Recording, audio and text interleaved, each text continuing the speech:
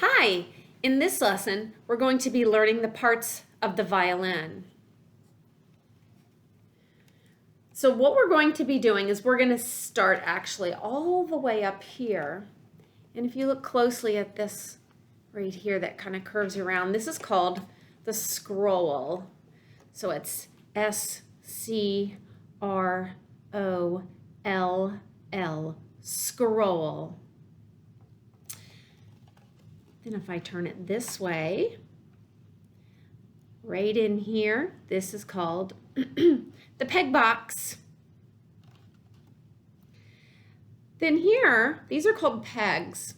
And these pegs change the sound of the string a lot. So we have a couple different ways to change the string sound. But these you don't want to touch. Just someone that's super knowledgeable about violins and knows how to tune the violin. So if you have someone in your family that's played the violin before and has tuned a violin before, then they are allowed to help you. But if not, then I'll do it for you. All right? Then here, this is called the nut. It's a little bar that helps hold those strings up right here. Then the black board that is under the strings is called the fingerboard. This is the neck. Just like you have a neck, your violin has a neck. Kind of looks like a body, doesn't it? Then here, I like to call them the shoulders. It's really called, I think it's called the upper bout. Okay. Then here you have the C curve. And here you have the lower bout. We also have a piece right here that's made of wood. And it is not glued on your violin, and you can accidentally knock it out or break it if you do not treat your violin like a newborn baby.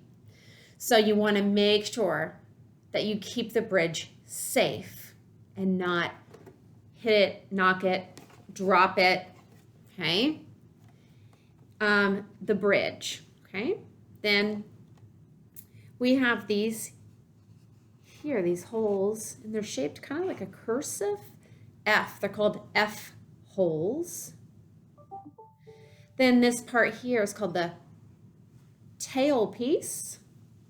Then we have the chin rest. I wish, really, instead of a chin rest, I wish they would have called it a jaw rest, because really your jawline right here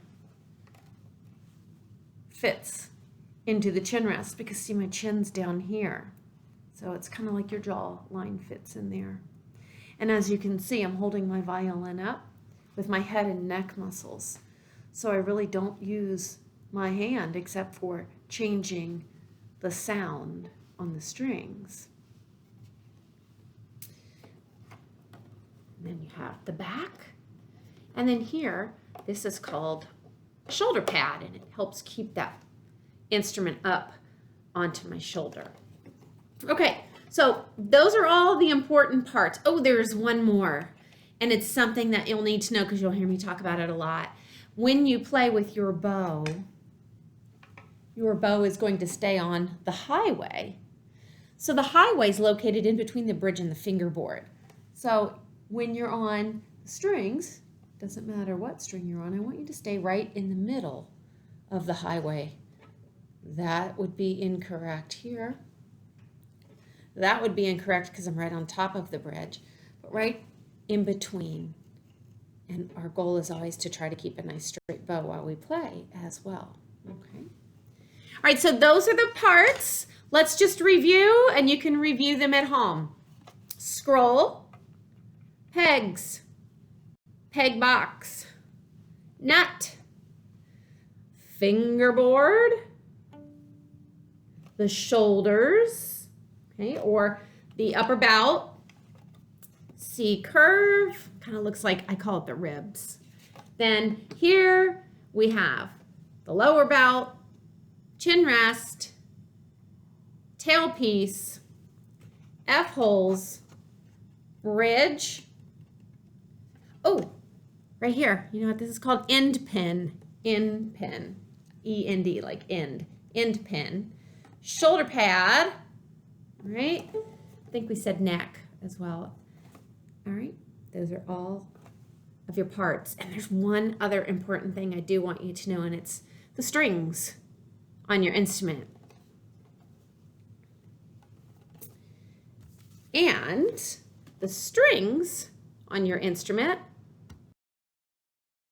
are going to go from lowest to highest. So we're going to look at the string on our violin that is the thickest, the largest, okay? And that's the G string. Then the one that lives next door to the G is the D string. Then the one that lives next door to the D string is the A string. And then the one that lives next door to the A string, which is the skinniest one on the violin, is the E string. And here's how you're going to remember it with the acronym Good Dogs Always Eat. Good dogs always eat. So that's from the lowest string to the highest string. So good dogs always eat. All right, you got a lot to remember. Go over those parts at home. Also, you need to know the names of those strings. Have a great time with lesson 1. Bye.